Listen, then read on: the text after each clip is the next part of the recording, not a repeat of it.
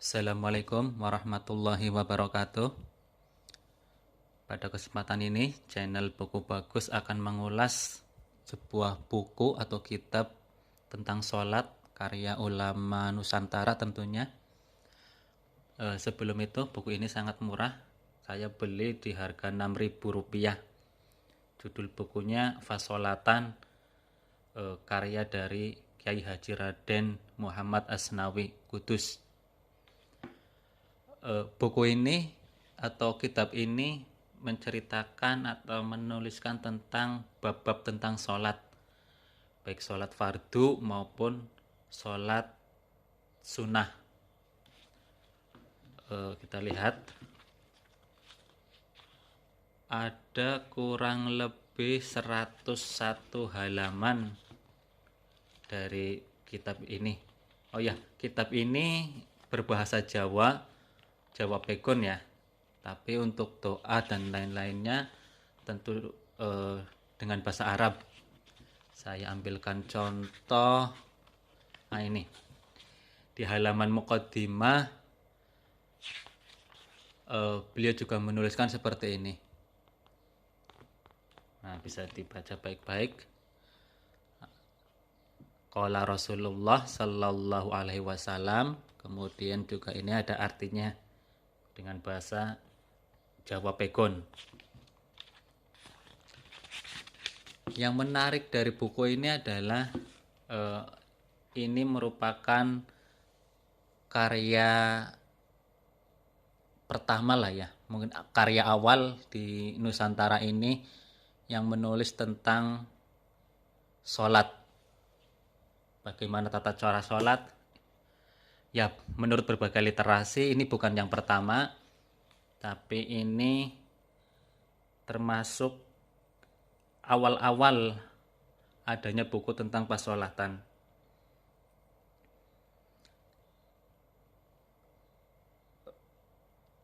Kiai Asnawi sendiri sebenarnya nama aslinya adalah Raden Ahmad Syamsi.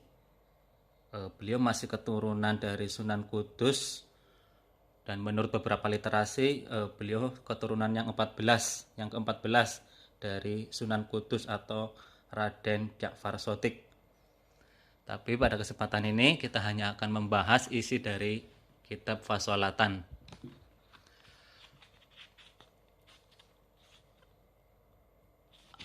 Ada beberapa tema besar yang menyertai kitab ini, mulai dari sholat fardu, kemudian bacaan-bacaannya, kemudian doa-doa, juga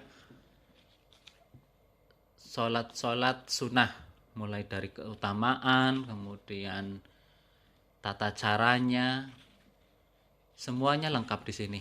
Jadi kalau teman-teman membaca kitab ini dan memahaminya, insya Allah teman-teman akan ya setidaknya dalam melaksanakan ibadah yakin bahwa syarat dan rukunnya itu terpenuhi. Dan Kiai Haji Asnawi merupakan salah satu ulama besar di Jawa ini yang keilmuannya tidak diragukan lagi. Sanadnya jelas, dan apabila membaca dan mempelajari kitab ini, insya Allah sholat kita bisa diterima di sisi Allah. Namun yang paling penting dari kitab ini adalah tentu kita harus berguru pada seseorang yang lebih memahami ini. Jangan kemudian membaca sendiri, tapi harus berguru dengan orang yang lebih tahu, lebih paham tentang kitab ini, sehingga sanadnya jelas bahwa ketika mempelajari suatu ilmu kita harus berguru. Itu yang terpenting.